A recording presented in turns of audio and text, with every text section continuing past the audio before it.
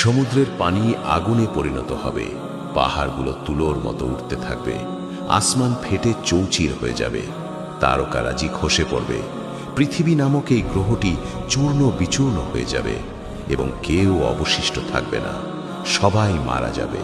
আজ আমরা যে রমজান পাচ্ছি, রোজা রাখছি, মসজিদে গিয়ে তারাবি পড়ছি এবং কোরআন তেলাওয়াত করছি, কিন্তু কখনো কি ভেবে দেখেছেন একদিন এমন সময় আসবে যখন শেষবারের মতো রমজান মাস আসবে, তারপর আর কোনো রমজান আসবে না, কোনো রোজা হবে না, কোনো তারাবি হবে না, কোনো কোরআন তেলাওয়াত হবে না। আজকের এই ভিডিওতে আমরা জানব কোরআন ও সহিহ হাদিসের আলোকে কিয়ামতের আগে পৃথিবীর শেষ রমজান কেমন হবে, কি ঘটবে সেই সময়, মানুষের অবস্থা কেমন হবে আর আমাদের কি করা উচিত। গল্পের শুরুটা ধ্বংস দিয়ে নয়, শান্তি দিয়ে। দাজ্জালের ফিতনা শেষ হয়েছে, হযরত ঈসা আলাইহিস সালামের যুগও একসময় শেষ হবে। পৃথিবী জুড়ে তখন ইসলামের জয় জয়কার, মানুষ আল্লাহকে ভয় করবে এবং তার ইবাদতে মশগুল থাকবে। এমনকি একটা ডালিম খেয়ে একদল মানুষ তৃপ্ত হবে এবং বাঘ আর হরিণ একসাথে পানি খাবে। পৃথিবী তখন বরকতে পরিপূর্ণ থাকবে। কিন্তু আমরা জানি দুনিয়া চিরস্থায়ী নয়। হযরত ঈসা আলাইহিস সালাম ইন্তেকাল করবেন, এরপর ধীরে ধীরে মানুষ আবার দুনিয়ামুখী হতে শুরু করবে, আল্লাহ তাআলার বিধান ভুলে পাপাচারে লিপ্ত হওয়া শুরু করবে। ঠিক তখনই আল্লাহ তাআলা তার চূড়ান্ত পরিকল্পনার প্রথম ধাপ শুরু করবেন। হাদিস শরীফে এসেছে, তখন ইয়েমেন বা শামের দিক থেকে একটি বিশেষ বাতাস প্রবাহিত হবে। এই বাতাস কোনো ঝড় নয়, কোনো তুফান নয়, এটি রেশমের মতো নরম, কস্তুরীর মতো সুগন্ধিময়। এই বাতাস যার শরীরে স্পর্শ করবে, যার অন্তরে সরিষার দানা পরিমাণও ঈমান আছে, সে মৃত্যুবরণ করবে।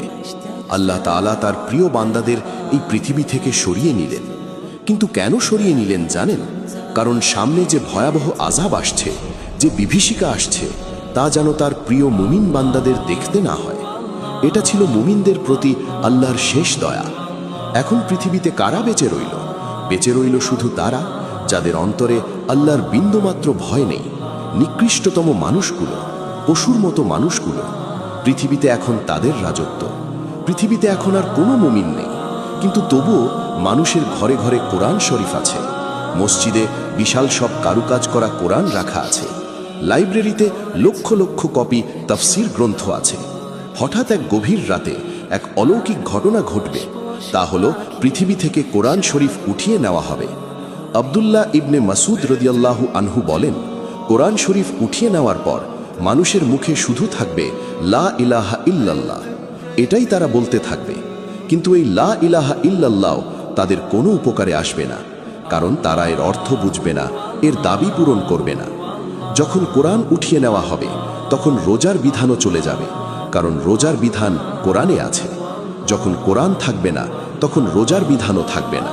হুযায়ফা রাদিয়াল্লাহু আনহু থেকে বর্ণিত, রাসূল সাল্লাল্লাহু আলাইহি ওয়াসাল্লাম বলেছেন, ইসলাম এমনভাবে মুছে যাবে যেমন কাপড়ের নকশা মুছে যায়।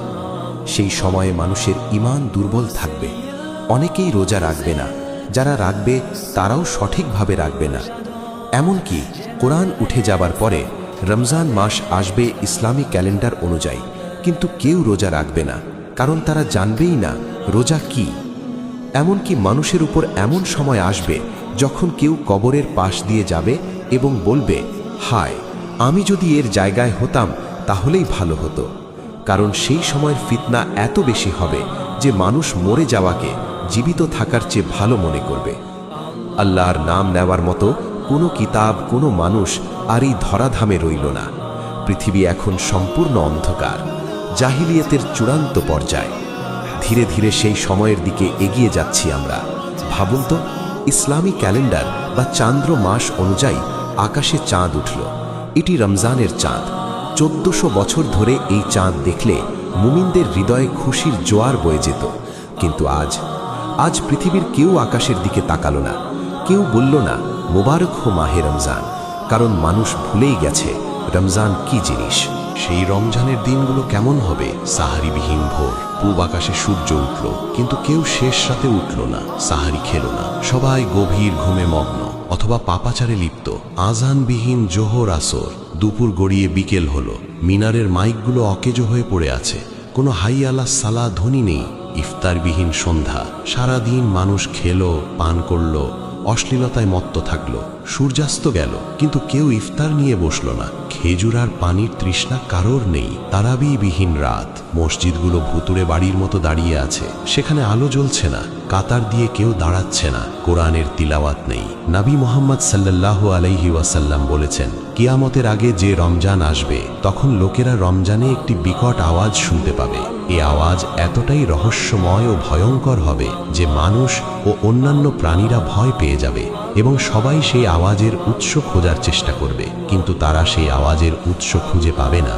সেই রমজানের পর থেকে মানুষ তাদের ঘরের মধ্যে 1 বছরের খাবার জমা করা শুরু করবে, কারণ সেই আওয়াজের পর জমিনে ফসল হবে না এবং মানুষ অনাহারে থাকবে, ব্যাপক দুর্ভিক্ষ দেখা দেবে। হাদিসে এসেছে, সেই সময়ের কিছু বৃদ্ধ লোক বেঁচে থাকবে, তারা বলবে, আমরা আমাদের বাপদাদাদের বলতে শুনেছি লা ইলাহা ইল্লাল্লাহ, তাই আমরা শুধু অভ্যাসবশত এই শব্দটা বলি, কিন্তু আমরা জানি না নামাজ কি, রোজা কি, জাকাত কি। এটাই পৃথিবীর শেষ রমজান, এক উপবাসহীন, ইবাদতহীন, রহমতহীন রমজান। আল্লাহ তাআলা তার রহমতের চাদর পৃথিবী থেকে গুটিয়ে নিয়েছেন। পৃথিবী এখন প্রস্তুত হচ্ছে মহাপ্রলয়ের জন্য। রমজান চলে গেল, কিন্তু পাপ থামল না। মানুষ তখন পশুর মতো হয়ে গেছে।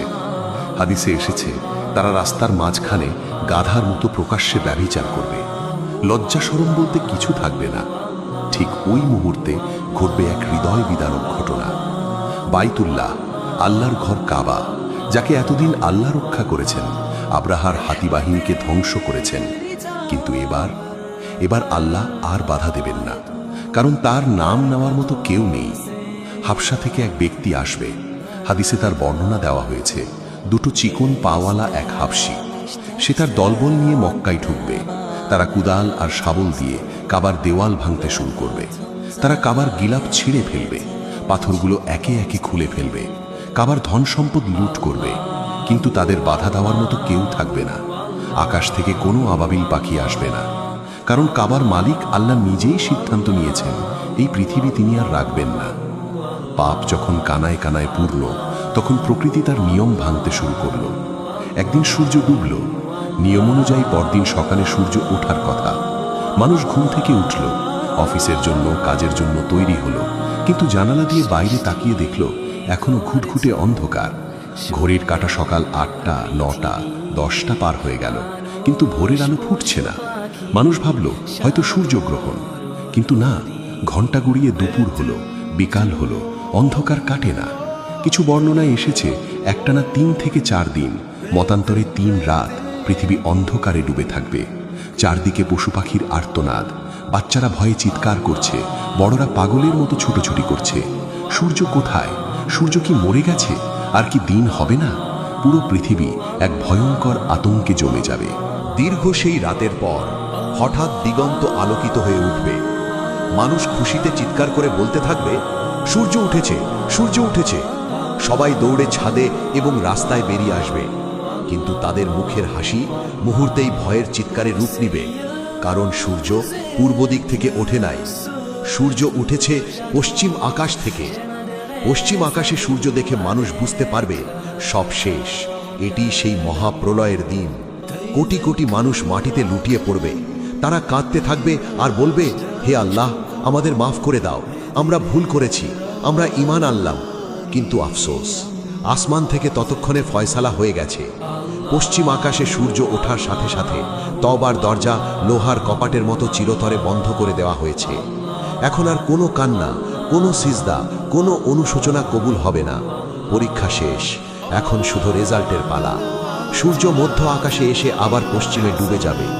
এরপর মক্কার সাফা পাহাড় বিকট শব্দে ফেটে যাবে। ধুলোর ঝড়ের ভেতর থেকে বেরিয়ে আসবে এক অদ্ভুত প্রাণী, দাব্বাতুল আরদ। এই প্রাণীটি মানুষের ভাষায় কথা বলবে, বিদ্যুতের গতিতে পুরো পৃথিবী ভ্রমণ করবে, কাফেরদের নাকে এসে দাগ দিয়ে দেবে, যাতে তাদের চেহারা কুৎসিত কালো হয়ে যায়। পৃথিবীর সব মানুষ চিহ্নিত হয়ে যাবে। এরপর আসবে শেষ আঘাত। ইয়েমেনের আদন নামক স্থানের আগ্নেয়গিরি বিস্ফোরিত হবে। মাটির নিচ থেকে দাউ দাউ করে বেরিয়ে আসবে এক ভয়াবহ আগুন। এই আগুন বাড়িঘর পোড়ানোর জন্য নয়, এই আগুন মানুষকে তাড়ানোর জন্য। মানুষ ভয়ে উত্তর দিকে বা শামের দিকে দৌড়াতে শুরু করবে। পিছনে বিশাল আগুনের কুণ্ডলী, মানুষ দৌড়ায়, আগুনও দৌড়ায়। এভাবে এই আগুন সারা পৃথিবীর মানুষকে তাড়িয়ে নিয়ে যাবে শাম দেশে, বর্তমান সিরিয়া ফিলিস্তিন অঞ্চল। এটাই সেই হাসরের ময়দান যেখানে মানুষের বিচার হবে। সারা পৃথিবীর মানুষ এখন এক জায়গায় জড়ো হয়েছে, ভীতি, আতঙ্ক আর হাহাকার চারদিকে। ঠিক তখনই আল্লাহর আদেশে ফেরেশতা ইসরাফিল আলাইহিস সালাম শিঙায় ফু দিবেন। সেই আওয়াজ প্রথমে ছিল হালকা, মানুষ কান পেতে শুনবে। ধীরে ধীরে আওয়াজ বাড়তে থাকবে, অতঃপর এমন বিকট শব্দ হবে যে মানুষের কানের পর্দা ফেটে যাবে। কলিজা ফেটে মানুষ মরতে শুরু করবে। পাহাড়গুলো তুলোর মতো উঠতে থাকবে, সমুদ্রের পানি আগুনে পরিণত হবে। আসমান ফেটে চৌচির হয়ে যাবে, তারকারাজি খসে পড়বে। পৃথিবী নামক এই গ্রহটি চূর্ণ বিচূর্ণ হয়ে যাবে। সবাই মারা যাবে, আর কেউ অবশিষ্ট থাকবে না। প্রিয় দর্শক, গল্পটি শুনতে হয়তো আমাদের ভয় লাগছে, শরীর শিউরে উঠছে, কিন্তু মনে রাখবেন এই ঘটনাগুলো ঘটবেই। কিন্তু প্রশ্ন হলো, আমরা কেন এই আলোচনা শুনলাম? শুধু ভয় পাওয়ার জন্য না, আমরা শুনলাম সতর্ক হওয়ার জন্য। আজ এখনো আমাদের সামনে কোরআন আছে, অক্ষরগুলো এখনো মুছে যায়নি। এখনো রমজান মাস এলে আমরা রোজা রাখতে পারি, এখনো সিজদা করার সুযোগ আছে। কিন্তু আপনি কি গ্যারান্টি দিতে পারেন আগামী রমজান আপনি পাবেন? হয়তো আপনার জীবনের শেষ রমজান খুব কাছেই, হয়তো এই রমজানই আপনার শেষ সুযোগ। আসুন সেই দিন আসার আগেই আমরা পরিবর্তন হই। প্রতিদিন অন্তত এক পৃষ্ঠা হলেও কোরআন পড়ুন, অর্থ বুঝুন। কিয়ামত দিবসে এই কোরআনই আপনার জন্য সুপারিশ করবে। নামাজকে বোঝা মনে করবেন না, এটি আল্লাহর সাথে আপনার যোগাযোগের মাধ্যম। কিয়ামত খুব কাছে, এখনো সময় আছে। আসুন আমরা তওবা করি এবং আল্লাহর পথে ফিরে আসি। আল্লাহ আমাদের সবাইকে ঈমানের সাথে মৃত্যুদান করুন এবং শেষ জামানার ভয়াবহ ফিতনা থেকে হেফাজত করুন। আমিন।